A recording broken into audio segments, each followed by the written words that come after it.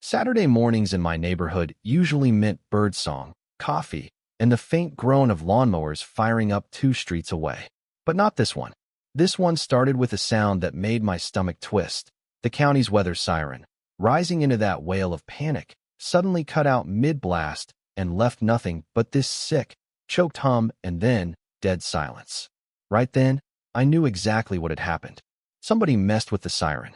And since the control box sat barely 10 feet from my fence line, I knew exactly who had the motive and the nerve to pull a stunt like that. Karen. Karen, queen of the HOA board, self-appointed defender of property values, was the type who believed every blade of grass in the neighborhood owed her a debt of gratitude. She'd been ranting for months that the big, ugly gray pole ruined her precious view of the cul-de-sac. Never mind that it was a federally maintained tornado siren, directly wired into the county's emergency system. She wanted it gone, and she didn't care who said otherwise.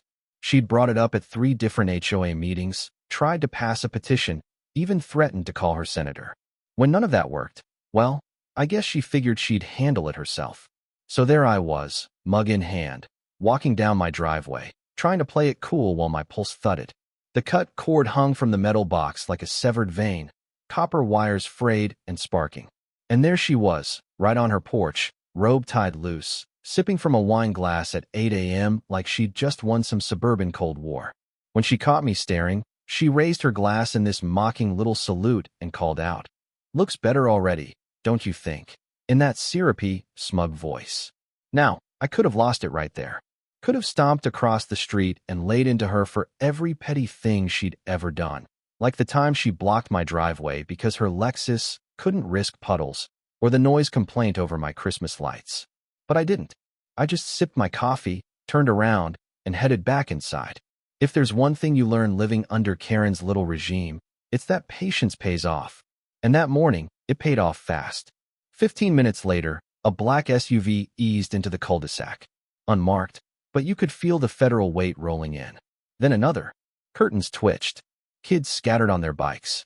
Karen, spotting the show, strutted down her steps like Homeland Security was here to hand her a medal. She smoothed her robe, raised her glass a little higher, trying to look good for imaginary cameras. But the agents weren't here for her photo op. One made straight for the siren box, the others fanned out. 2 went right to Karen. She hit them with her best, concerned citizen smile. "Thank goodness you're here. I've been telling everyone how unsafe that dreadful siren was." Before she could finish, the lead agent held up a clipboard, and there she was, caught on camera, bolt cutters in hand.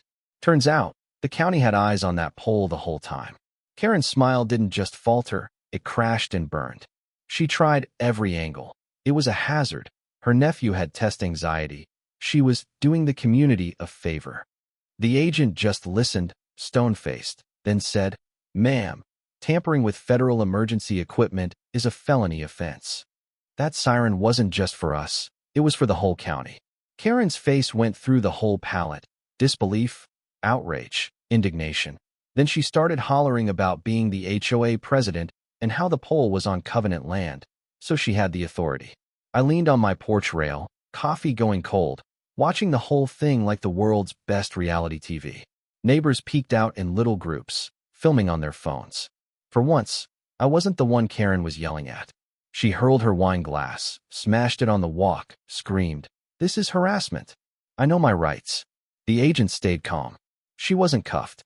Not yet. But they led her back toward her porch to start questioning. Karen started pointing at me. "It's his fault. He's been targeting me." I just raised my mug in silent salute.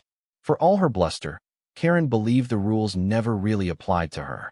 She thought HOA bylaws could overrule federal law, that her complaints mattered more than public safety. Now, for once, she was learning otherwise. I knew it wasn't over, though. Karen never admitted defeat. She'd twist the story until she looked like a martyr. Sure enough, within the hour, my phone pinged with a notification, a post on the neighborhood app, unjustly targeted by government overreach. Neighbors beware. Oh, it was going to be a week, all right. By afternoon, Karen was back on offense. A flyer, bold print, appeared in every mailbox. Emergency equipment sabotage, a neighborhood frame-up. She was spinning it as a vendetta, hinting that I'd set her up. Her talent wasn't for logic, it was for rallying discontent. That night, I watched her through my window, hosting a little crowd in her yard, showing off carefully cropped photos of the siren pole, waving bylaws and shouting through a megaphone she must have borrowed from the local drama club.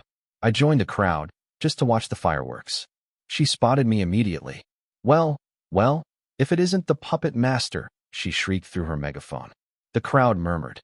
I didn't take the bait, just shrugged and said, Karen, Homeland Security doesn't take neighborhood suggestions. They showed up because someone cut the wires on a federal siren. That stung. She tried to spin it, claiming it was all persecution, that if we let them take the siren, they'd take our homes next. She was losing the room, though. A mom with a stroller frowned. An old couple shook their heads. I pulled up the county website on my phone, reading the part about federal penalties for tampering, fines, jail, the whole bit. Her face turned beet red. That's fake news, she shouted, but the .gov at the top was hard to argue with. By sunset, cracks were showing. Her husband was yelling at her on the porch. That night, she posted anonymously, Beware of wolves in sheep's clothing. The truth will prevail. I almost replied, then thought, what's the point? The next morning, black SUVs were back, this time with county workers to install a replacement siren. This one bigger, louder, higher up. The first test blast rattled windows, sent dogs barking, and Karen, on her porch, screamed louder than all of them. That's when I realized, yeah, the storm had just started. A couple mornings later, my yard was blanketed in flyers. Illegal federal occupation of HOA land.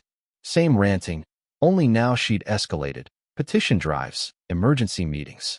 The HOA clubhouse filled up like it never had before. Drama seekers and actual concerned neighbors packed the place.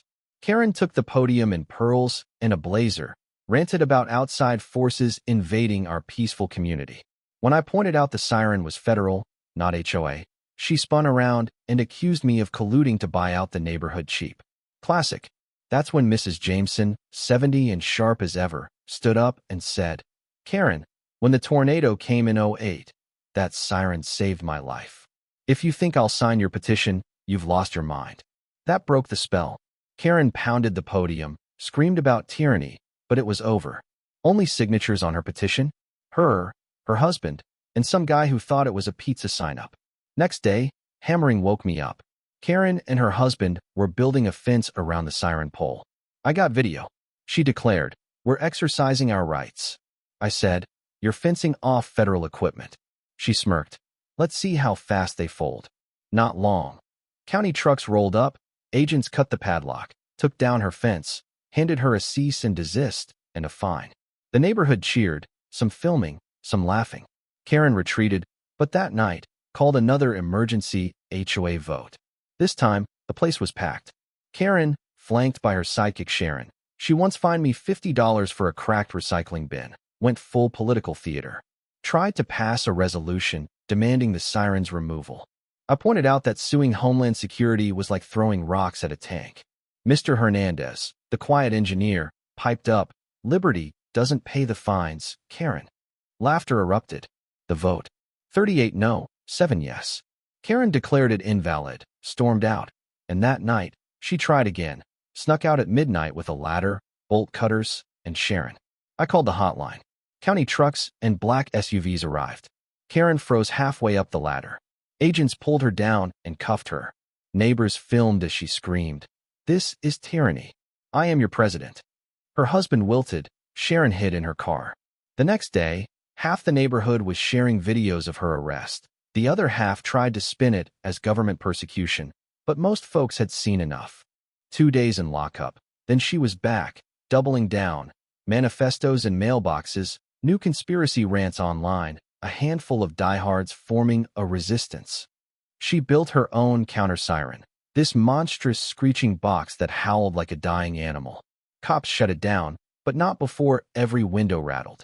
Homeland Security returned, this time to upgrade the real siren with a 30-foot tower and industrial-grade speakers. Karen lost it. Protesters showed up, news vans arrived, and suddenly, our street was on TV. The whole country watching one woman wage war on a tornado siren. It all came to a head during the big test drill, storm clouds rolling in, the new siren wailing over the rooftops. Karen, wild-eyed, charged the fence with garden shears, screaming about freedom. The world was watching as agents tackled her, cuffed her, and read her rights.